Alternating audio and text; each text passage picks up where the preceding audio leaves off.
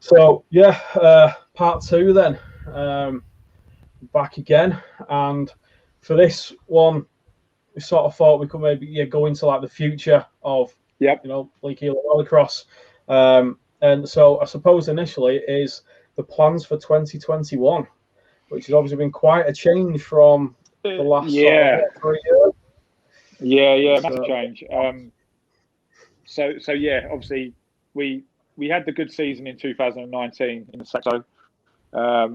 As we previously said, we come second in that championship then. One of our partners is Team Hard touring car team. Scariest sponsorship approach I've ever had in my life, I've got to be honest. Most of mine have all just been little emails, and then a guy, Russell Reeves, he said, look, Tony Gillam, he said he gets involved in all sorts of racing. He said, drop him a message, introduce yourself. Anyway, so next thing I've got up there, and it's like full on boardroom, sit down, and I was like, oh my Lord, this is like totally different. This is kind of scary. But yeah, so anyway, we were associated with them, which is really helpful to us, because obviously it just brings quite big awareness. Well, yeah, because you've got the touring car, obviously the big touring car team. With them, you've got the GT, you've got the drifting as well. You know, they've sort of got the hands in all sorts, haven't they? You can tell they really have got that love of motorsport as well. As well as obviously the business aspect of them. They truly do have that love of motorsport. Yeah, definitely. And helping people, the scholarships and the sponsorship. Yeah, they do a lot. They do have a lot. So anyway, conversation evolved as to okay, we've done well in that year, other than kind of racing the Saxo for another year and potentially trying to go one better. What are the options? And the discussion with Tony was, you know, where do you go? And I said, well, you know, realistically, we're not going to be paying for a £250,000 supercar. So the next best thing is kind of super modified, super national level. And the original idea was they do the VW Cup. And we do, don't we? Yeah. The original plan was to turn one of the VW Cup cars into a rallycross car. So that was the original plan. And then, so the build for that was kind of due through 2020. And Poxy COVID decided to show up. And obviously the BTCC calendar got completely like squashed, and they ended up, you probably remember, they ended up having to pretty much race near enough every weekend. It was great for spectating, to be fair, when it happened. Like, it was just like constant it was going on every week. I couldn't imagine running a team in them kind of conditions. So ultimately, our rallycross build car kind of wasn't priority, obviously. And time scale wise, it just looked like, you know, this probably isn't going to actually happen. So we, in 2020, we only entered certain events in the Saxo, basically just to kind of keep the foot in effectively. And then the shelled Astra VXR came about, and we basically got a really good deal on the car. It was caged, so it was just a caged shell. So without doing too much research, we kind of just sort of bit the bullet and thought, right, look, this is a bargain. I'm buying this. And then it was like, right, we've got this now. How do we turn this into a rallycross car? And it's not been easy, because there's basically not historically been the Astras and the Vauxhalls within the rallycross. So that's it. You've literally got like the Saxo and the C2s, which kind of run in that production and I suppose from Super 1600s. But you won't ever think Astra as a rallycross car. Yeah, so even in the Super National, you know, you've got like Lotuses, you got it's not the kind of regular car to build. So it wasn't the, you know, obviously you have like your Fiestas and your kind of more standard cars, I guess. I don't really know why the Vauxhall's never really become too popular. Maybe I'll find out. Well, if you think the engine-wise, like you're starting with that turbo, like 2 litre, front-wheel drive, you know, there's quite a lot of pros to it. You'd think. Yeah. I mean, we've had a lot to learn because I say there hasn't been that kind of that obvious guy that's already got one, that's already built one that you can just message and go, what do you do with this? What do you do with that? What do you do with this? So this has been a major learning curve, and I've spoken about finances, but this has spiraled beyond. You know, I made like with my little knowledge, I thought I knew everything I needed to build a rallycross car, and it's turning out that there's a whole list more than I ever even imagined. But yeah, we're getting there step by step, and we're not far away. We're not far away. I was speaking to Andrew about sort of, because I've got an E36 sort of that I'm hopefully building soon as a track day car. I was like, I wonder if we could turn that into like a rallycross car. And then I just like, so it's going to be super modified. And I was just like looking at the cars and going, no, we're going to production. I mean, we've ended up kind of going a lot further with it than maybe necessary. I don't know. You know, like you say, the standard Vauxhall Z20 engine is pretty strong engine, or a pretty fast engine. I mean, the VXRs are generally pretty quick cars anyway. Obviously, we've had to upgrade everything internally in the engine to for strength and reliability more than anything. Well, it's not exactly getting a gentle drives out, is it? It's use and abuse. So what happened initially was I bought some parts off of what turns out to be MWH Motorsport. We bought some parts for the car, and then got speaking to them guys, and it was like, well, because they specialise in VXRs and the Astras and that engine basically. So then communication with them kind of turned into them becoming like a main partner of ours. So excellent. They basically rebuilt the engine for us. That then snowballed to them. I basically dropped off an empty car to them and said, we need to turn this into a race car. So it was literally nothing. Like, it didn't even have the pedals. It didn't have nothing. Didn't even have the dash bar. Nothing. So we bought a donor car, and obviously the basic components were all ripped out of that one and put into our one to build around basically. But yeah, again, like I say, I'm no car engineer, I'm no car builder, and we've had to do it bit by bit, and it just snowballs because you start with the engine, get that done, and then it's like, hang on, what do we need to be competitive? So we're looking at 340, 360 brake horsepower. But like you say, it's all about reliability, because the KO4 turbo that generally comes with the VXRs, that's capable of hitting that. You're going to be pushing it though, aren't you? But it's going to be screaming at doing that. And so we've had to upgrade the turbo. We've had to like I say, snowball, because we couldn't afford to go sequential, because you're talking sort of like 12 grand just for the gearbox and stuff, and it's just like we can't get that. So we went direct to Germany to CAE, and we got the quick shifter. So it's kind of like when I've seen CAE stuff, like, it looks gorgeous. Like, it looks really. I mean, I can't wait to try it, because obviously I've not even we haven't had the opportunity to try it yet. So it's kind of been the next best thing in a way. So we've done that. We had to buy the gripper diff. So you got to get the power down.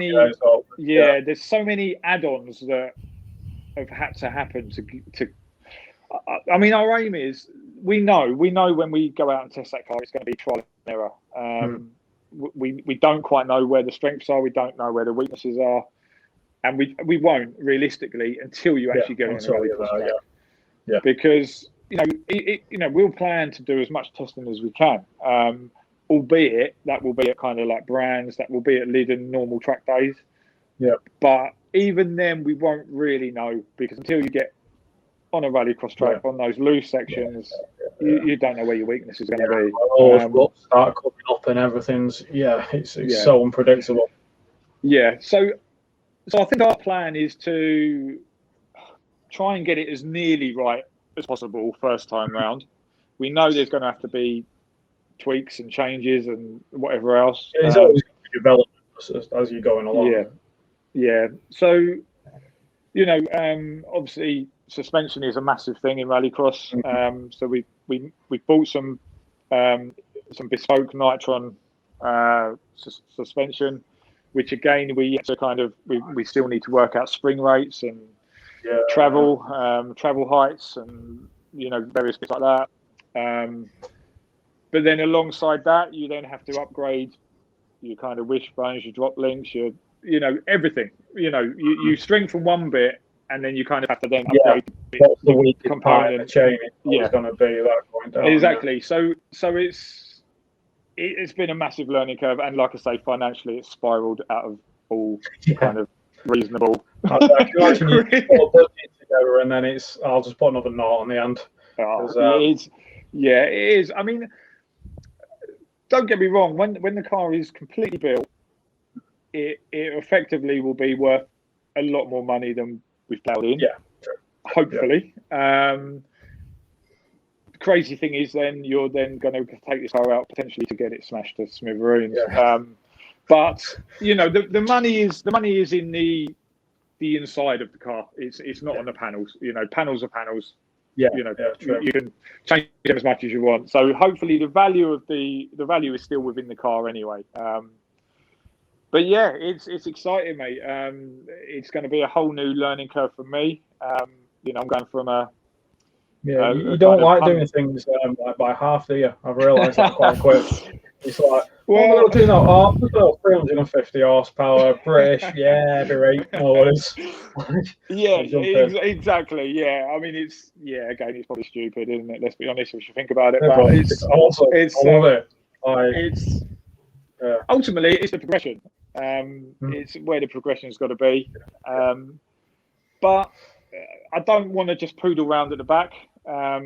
So we've had to build it. No, if you wanted to do that, you're not going to go and race at the end of the day. You're there to race. And, exactly. I think I was Olympic weightlifter, and there was always, you're going competing against yourself. Oh my fuck! I'm going out finding whoever's in my class after them. Like, even if it broke, it did break in the end. But so I've never understood the always taking part. Like, man, I'm going to go there and fuck shit up. Yeah, I mean, don't get me wrong. We've got to have an element of sensible. I'm not going to start shouting out, I'm going to go there and wipe the floor with all these people, because let's be realistic. So, but I want to be in amongst it. I don't want to be just at the back. I'm hoping the car itself is capable, and then it's not just down to the car itself. It's all right racing a Saxo to its limits, but this is why I'm desperate for the car to kind of be ready. The car's basically gone up north now for wiring, ECU. We've got a DTA standalone ECU. Gremlin Motorsport. They've come on board with us. They were the guys that actually helped get the Saxo on track when we rolled it at Pembrey. Awesome. He was there. They were there that day because I'd say it caught a light and it melted wires and all sorts. And he was in there, mate, cutting wires, joining wires. Yeah, if you want to have somebody like that, what are you doing? So and again, their speciality is that engine. So it was a no-brainer, really. So that's currently where the car is now. So the car has got probably closer to us than it is to you, I suppose. Yeah. So engine's installed, gearbox is all installed, gear levers all installed, all the brake lines are in. So he's sorting out the wiring loom, ECU. We've got like race dash going in and data logger and Yeah, it's a whole different kettle of proper fish. nerdy stuff. Loving it. Yeah, exactly. And I've got to learn that as well because all of a sudden we're plugging laptops in and stuff like that, and it's and I'm not just playing like Angry Bird or whatever. It's like so there's a lot to learn on and off track really, but it comes around quick. May is technically our first round. So ideal world, I want to be doing as much testing in March and April as possible because otherwise you are just going to get behind. British in it. And BTRDA now probably. Because the first blight and all. Not me running. I mean, I don't think it's officially been the March blight and BTRDA. I don't think it's officially been called off yet, but fair chance. Reality is it probably. Yeah, so I think realistically we're looking at May for both championships. So, but yeah, like I say, mate, it's going to be a complete different kettle of fish to a Saxo. But, I mean, obviously you've come up from production, and initially getting to that is one hell of a feat, and there's a lot of things you're not going to anticipate, and then going up to that next level, obviously you're going to know there's a lot of work ahead. There's a whole new style of driving to some degree as well, because about the extra power and braking and what have you, and the suspension and the setup. The setup's going to, I imagine, dial in quite a lot. I mean, we're even with the Saxo, I've got to be honest. Like I say, even just silly things like tire pressures and stuff like that. It did take us probably a couple of years to get that car to know how really exactly where that car's at its peak, and that's just with standard components. So I'm under no illusion that this is going to take a year, 2 years. Listen, I might be lucky. We all pray for we all dream of the ideal scenario that we go out there and that car's just absolutely immense and no one can touch it, and it's just like the best built like car that's ever happened, and it's just all of a sudden it's like just fast out the blocks. But we know realistically it's going to be a learning season. Hopefully in the year after we can kind of know a little bit more about it and know where we need to be. But it's just exciting, mate. It's just exciting. Yeah, that's it. I think it's an element of unknown, and you're going to go and race against people that like the sort of Bellaby's and the Lings and the people that we've kind of been watching through the season and going, they're driving really fast, the Bleasdales and what have you, and you're like, I'm gonna be on that grid. Like that is again, like you say, you got. I mean, thank Christ, Tristan Overton has gone into the supercars, because I think I probably would have only been seeing the back of that Clio, to be honest. But it's the same thing again. It's almost like that start again, because like you say, all of a sudden you're in amongst those names, and listen, they've been doing this super national, super modified level for a while, so they know their way around. So they're certainly not going to want to, someone like me suddenly turning up and just like see you later. Might not be too often, Go back to the pits, pat the car on the roof, and say, well done. They're not going to want that to happen. So it's definitely an elbows out sport, and you do what needs to be done ultimately, and they're not going to want to see me. Ultimately, they're not going to want to see me succeed, are they? Let's be honest. So, we'll see. You want, like you say, you want people coming in, and you want people, because a bit like me and Andrew were saying today, like the sport of rallycross is such an intense sport to watch as a spectator. Yeah. Like I know I've probably for the last 2 years have really started to get into it now. And I was showing, like, when I've been going through some stuff with Andrew, like you don't get a minute to breathe sometimes, like and it doesn't matter whether you're at production or whether you're at like supercar world level, because it's just so intense. It is. I mean, you find yourself like exactly what you just said. You find yourself literally holding your breath. You don't blink.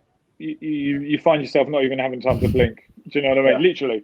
And I can only imagine as a driver as well, that's intensified because so much is going on around you. Like, and And you know, I'll try and send across some of the onboard footage, but if you're not at the front and you're going through that loose, you are literally driving flat out blind, literally blind. Because you've seen it yourself. I mean, jokes aside, you've played the sim. To be fair, And when you're going through that dust, you cannot see, can you? Even on the computer.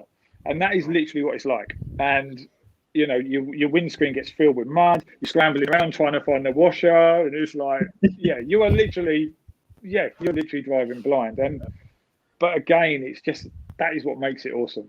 That's what sets it apart from your other motorsport. Yeah, if I'm honest, it's all those elements that just make it crazy.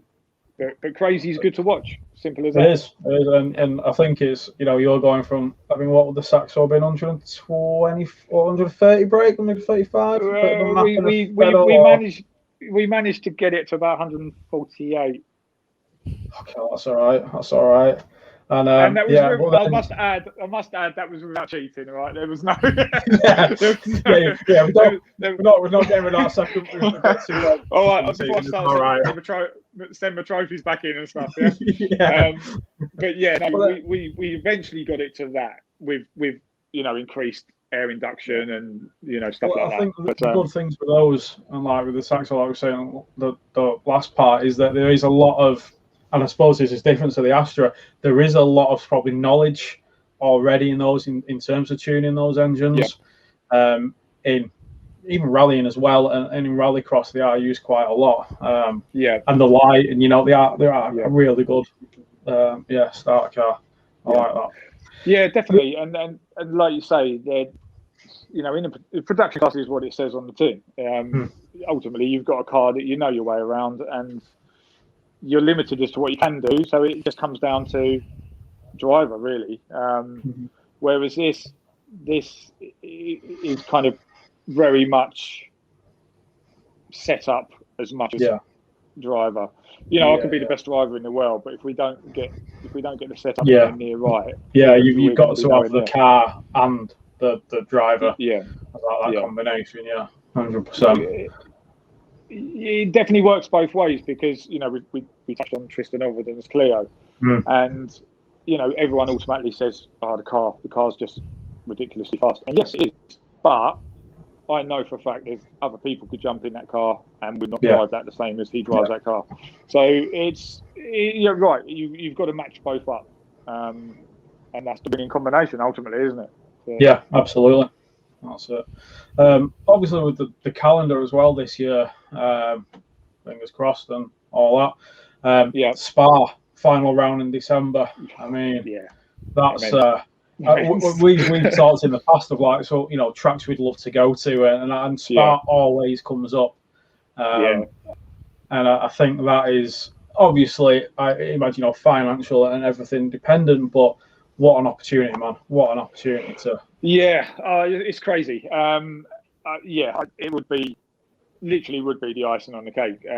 You know, from when we started a few years ago to, like, one day I want to race around Lyddon, which, you know, we've done. We've now won races there, which was the next kind of goal. But to see that calendar come out and see that on the list there was, you know, you can't get a better draw than that, can you? So let's hope the car is still in one piece at that moment. And let's also hope that we're kind of, you know, not ridiculously out of the points that it's kind of not worth going. True. So, like you say, financially, realistically, all the rounds financially are hard. But believe me, we will not be missing that if we can help it. And I suppose, as well as that, and obviously there's the financial, but I often think with Rallycross, like, there's that physical element as well. You're not, you know, if you say you take Knockhill, for instance, and you can get some of those pictures where they're coming over and the backs up. I mean, how is that even at the production level? And I assume it's going to be even more. You know, this season coming up. But how have you found that element, the sort of more physical element? Yeah, it's funny because the don't get me wrong. Listen, us drivers, they come in all shapes and sizes. Yeah, I'm hoping so, because I'm not necessarily the most characters. Yeah, no, I mean, they do. But yes, it does take it out of you. The Saxos we generally run with no power steering, because no one does, basically. It's all about kind of like the feel of the car and everything else. But you've driven cars without power steering, and I have. I've driven cars that are supposed to power steering without, and yeah, no fun. But yeah, I mean, again, the elements of rallycross you're getting thrown about. I'm trying to think what track it is. I mean, yeah, Knock Hill, you're right. I mean, that loose section of Knock Hill is ridiculous. It's just it seems to really got it, and it's like you're coming over and you're just in. Once you start hitting that wrong line and you're bouncing from side to side, it's you kind of just continue. It's just there's one thing to do, and that's just put your right foot down basically and get out of it. But quicker the better. But yeah, I'm trying to think what track it is. There's one. Weirdly, it might be Pembrey. I don't know. But there's one track where I found that I was hitting my right elbow on either the roll cage or the door or something. I don't know what it was. And I'd always come away from that event with like the biggest bruise on my right arm ever. And it's only one track. I'm sure it's Pembrey, I think. Pembrey's quite an eventful track for me, actually. I remember, quick story. We love stories, man. So when you go to like Wales, Pembrey, or whatever else, they tend to try and do like a double event because obviously travelling and everything else. So you tend to race on the Saturday and the Sunday. And you probably know they reverse the track on the second day. So so basically Saturday it's two separate events, but basically on the Saturday you'll go clockwise around the track, and then on the Sunday you'll do it in reverse basically. The start line is all still the same place, but basically you'll shoot off and then you'll basically turn right rather than going straight on or whatever. First race on the Sunday, I got the best start that I've probably ever had, right? And I'm finding myself in the lead of this pack, and I'm thinking, fucking hell, this is like I'm flying, right? All of a sudden, I've hit the anchors and turned right, thinking, just because I had Saturday in my head, because all day Saturday, that's what we've been doing. So I've literally hit the anchors when I should have just been going dead straight, and I have caused absolute carnage. Right? There is cars. I didn't get hit. There is cars going across the grass, going across the man. All different directions. I'm gonna have to go and find that. I literally just had an absolute mind blank, and I was on autopilot, thinking, "Fucking hell, I'm winning! Like I've got a good start here." Swung the car right, just in front of everybody, just for absolutely no reason. In their eyes, it was just like, "What the fuck is he doing?" Do you know what I mean? I just like slammed the brakes on and chucked it right. So yeah, that was a crazy moment, and hence I threw away that result in that heat.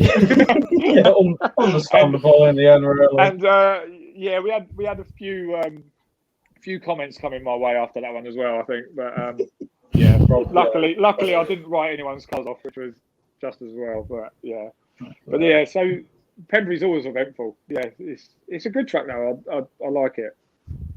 Yeah, I think that's it.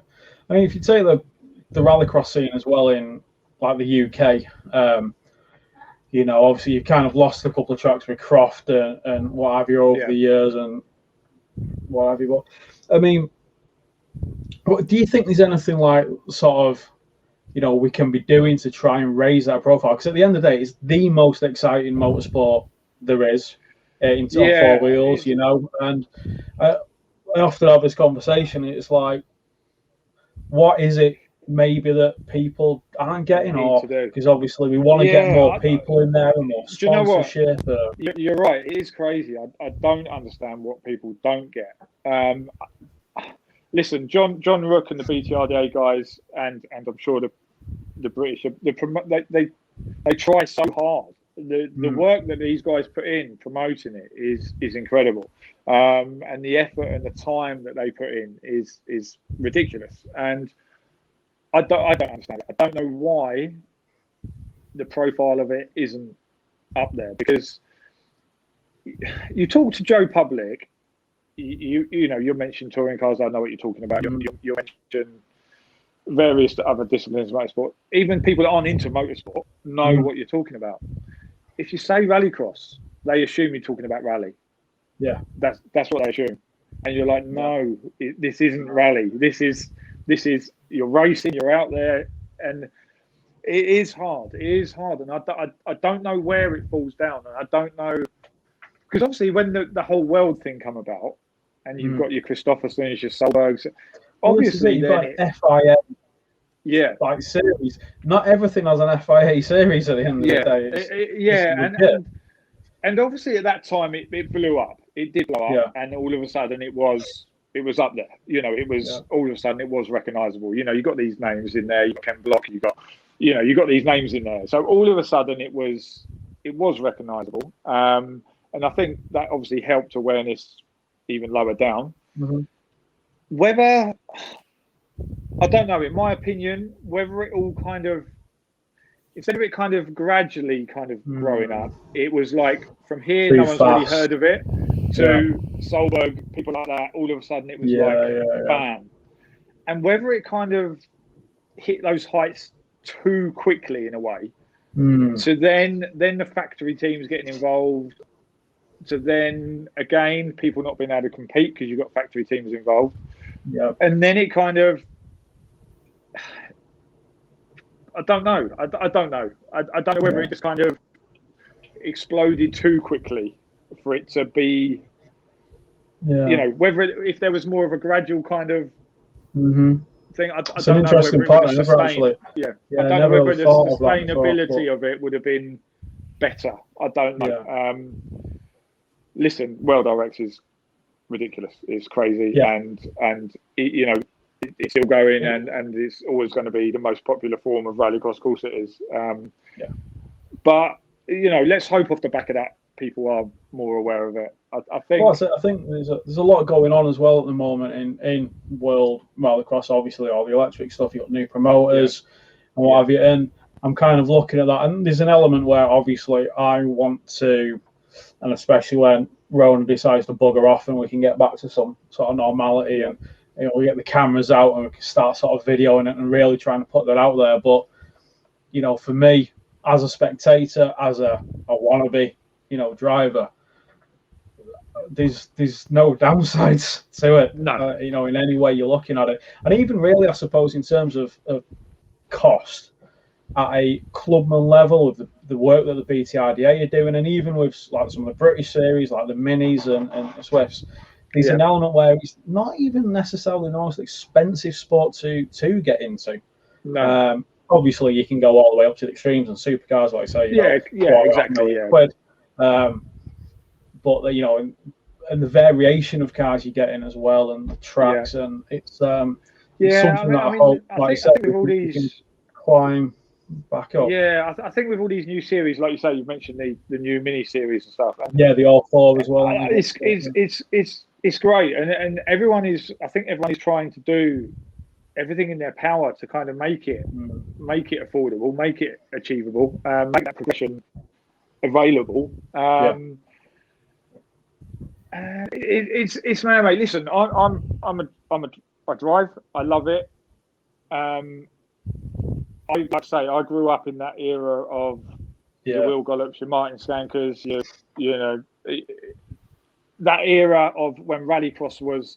I mean, when you look back at those events and the crowds, you're talking tens of thousands of people watching those events. And you know, listen, I'm biased. I drive, but will that ever come back? I don't know. I don't know why. This is the crazy thing. I don't know why. I don't know where it kind of fell away. The whole Group B thing with the rally cars, like you say, the danger and all that, and obviously that got stopped and everything else. So, yeah, I don't know the answer, mate. I don't know the answer. I hope to God more and more people are aware of it, and I hope to God once spectators come back, we can get more and more there, because we've said it 100 times. As a spectacle to watch, it's one of the best days out you can have. Yeah, 100%. I think once people see it and they get it and understand it, it's hard. It's like myself, really. I sort of watched growing up little bits. I mean, I was kind of raised mostly with motorbikes. Superbikes, GP, TT. I still am. I'm a big bike lover. I don't ride bikes anymore because of issues with what have you. But I say that might be trying to convince to get a cruiser soon. Money that I don't have. But even then, I'd watch rally a lot, and I'd always sort of see this Rallycross and this crazy stuff going on. But even really, it's only been in the last few years I've actually all it took was to sit down. Yeah, I sat down and I watched one round, and I was like, why have I not been watching this for my entire life? Like this is. And then you start looking at the British stuff and then the clubman stuff, and you just like that. This is incredible. This is truly one hell of a sport. That's just intense, action packed, and and it's not just. I think the thing with Rallycross as well is, hopefully this doesn't change either. You've got the pit access. You don't just watch the racing. You can walk around the pits. You're literally in amongst it.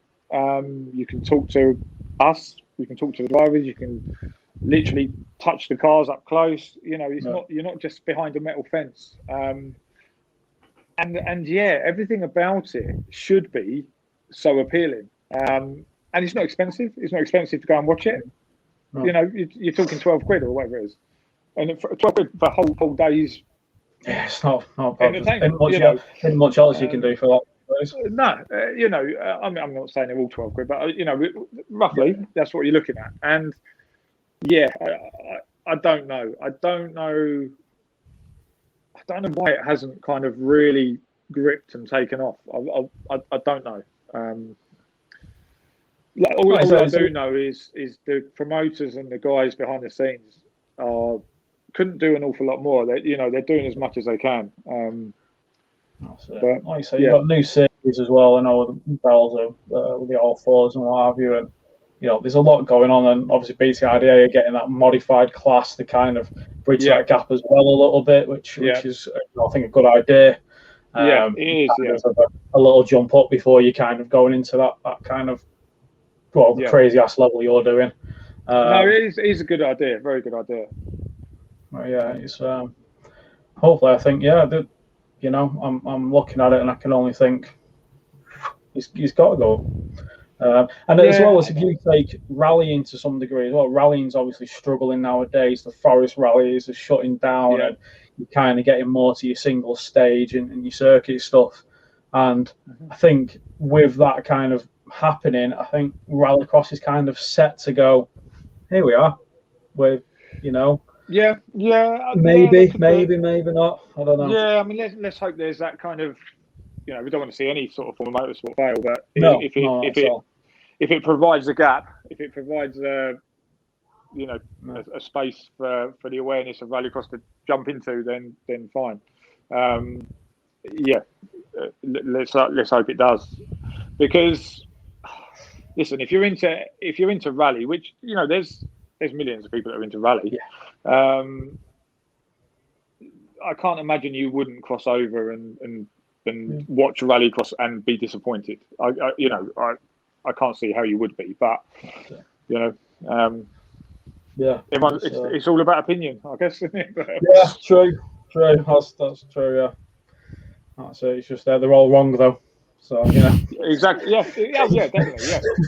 Yeah. If anyone doesn't understand it, it's stupid. But whatever. That's it. No, it's been good. And I mean, I'm really looking forward to seeing you next year. This year even, flipping out. This year. I think it's weird. Time's like irrelevant at the minute, and it's just like whatever's going on. Really looking forward to that. And obviously now we've got hopefully the light at the end of the tunnel for the motorsport and kicking off. It looks like it. It's going to be exciting times. and I'm looking forward to seeing you and the Astra hitting it round with a little Road Hunters sticker on there. So yeah, definitely, mate. Yeah, it's we're coming up with some ideas for the kind of main sort of reveal of the car once it's finally done. So we've got some ideas. We'll see what we'll do, and then obviously your logo will be part of that as well. So I'm guessing the black and red theme is going to be staying. It will be. It will be. It'll be predominantly the same sort of team colours. Again, we've got a few different options. So we'll see. I'm looking forward to that as well. And and hopefully as well, if the spectators and whatever you can get there, we'll be able to get down and definitely catch a few shots of the car and what have you, and that'd be good, mate. Can't wait for that. So it's going to be awesome. Definitely. Just come down, come and get involved. 100%. So that's I tell you what, it was really I didn't know that with the Team Hard stuff and that kind of background thing. That was really interesting. That but also showed that fluidity that you've had to kind of put in as well. We're lucky. Like I say, with the Team Hard thing, it's like I say, it's not necessarily a financial thing. It's more association. Exposure. Similarly with Ollie Bennett and Excite. Ollie's been great with us. So again, to be able to carry that logo on the car, again, just you've got that World Rallycross awareness, and it kind of maybe puts a little bit of pressure on because obviously people just automatically assume you're going to be good, and But he's brilliant. He's been brilliant to us, and we hand out the Excite Energy drinks at all the events, and again, it's that awareness of people that are kind of up there. The Team Hard thing as well is great because I can take you guys whenever I want. We can go to their HQ. I can take anyone around there. You can see all the cars close up, all the touring cars, and do a tour of the HQ, and that's available to anyone that's kind of partnered with us as well. So we can sort that out at some point. So like you say, mouth on the floor, dropping down, going, "You seen what we're looking at?" Especially this year with everyone, the partnerships that they've taken on. With Laser Tools. They've got a few cars in there at the moment. So crazy stuff. But I think that's and obviously you got to take those opportunities you get given as well, and you've got to run with them. And I think as well with that kind of I suppose awareness, like you say, with Excite and Team Hard, that's only going to do good for the sport as well. And for coming up, and obviously for yourself, but for everything up there. And I think that's kind of helped us lure the other sponsors that we've got, because it makes them sort of think, oh, hang on, I want to be involved with this guy because he's got us in this. Listen, don't get me wrong, we need more sponsorship. We definitely do. To be able to complete this full season, we need more help. It's a hard thing. Sponsorship's the hardest thing in the world because ultimately, however much you dress it up, however much you kind of make out you're doing them the best thing in the world, ultimately you're asking someone to help fund your hobby. And it doesn't matter how much you kind of dress it up. That's kind of where you are. What it comes down to. Let's be honest. That's what you're kind of asking someone to kind of get involved in. You're asking someone to put their hand in their pocket and let you go and have a load of fun. It's always a very difficult thing, and especially at the moment with everything going on, people haven't got that spare kind of money to be doing that. But like I say, there's lots of other ways. Materials, tyres. There's other ways to kind of help out and get involved. So we're always looking for that, mate. So any contacts you guys have got? Put them our way. Oh, yeah, hopefully. I mean, certainly, obviously, we're in our early days, but it's very much something that we're trying to do and especially when we can get back to tracks and we can start doing the content as well. And I love my photography and video stuff, and we can get some more awareness going. And definitely. what have you. Just this whole scene and this whole love of cars, motorsport that we just have. It's Definitely. That's it. So I think it's probably a good one. We've been hour and a half. So cool, mate. Like I said, in 2 parts. And again, thank you very much. Fantastic to talk to you. No problem, mate. No problem at all. Really good. And it's a pleasure. Yeah, all the best this season. And I know, like you say, we'll try and have a catch up going through as well. I mean, like I say, mate, I'm happy to, any awareness, social media, any channels we're on, anything, it's all good for us. So, I'm happy to jump on with you guys whenever you want to do it. And, whether it's a sort of post-event thing, we just have a rundown of each event, or, once the car's finally built, just anything at all, mate. We're happy to help you guys out as well. Hopefully, it helps you get a bit more. No, I think this is something that, and certainly at the moment as well. You wanna know more behind the scenes. You want to connect with the drivers like yourself, and also for me, and when we were talking, somebody who's later on in I was going to say later on in years. Old. Knocking on. What you're trying to say is there's hope for everybody. Yeah. So I'm 35 now, and I'm like, it's going to be a few years, but it's I can do it. I can still do it. Well, there you go. That's perfect. Yeah, because I would have been about 38. So there you go. Selfishly, I was here thinking, well, this is for me. I want to do this. So, I mean, he's still a baby, so it's fine, I've got plenty of years, Plenty of years left. It's all right.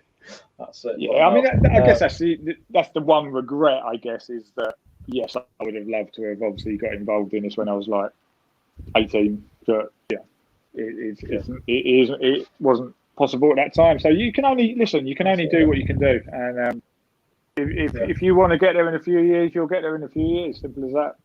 That's it. And the show as well, you've gone out, you've had experiences that you were never going to have without doing this, and I mean, I love a good story, so I'm always up for a good story, and like I say, you've done these things, and it's awesome to see.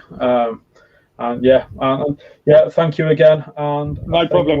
We'll hopefully try and get a bit of a kind of a partnership sort of going, I think, in the future. Yeah, of course. Really good way. Yeah, so, that's it. I think we'll end the recording there. And like I said, big shout out to yourself and obviously to all your sponsors. They're doing brilliant things, and we'll have some info in the box below. So thank you very much, Lee. Awesome, man. Thanks, guys.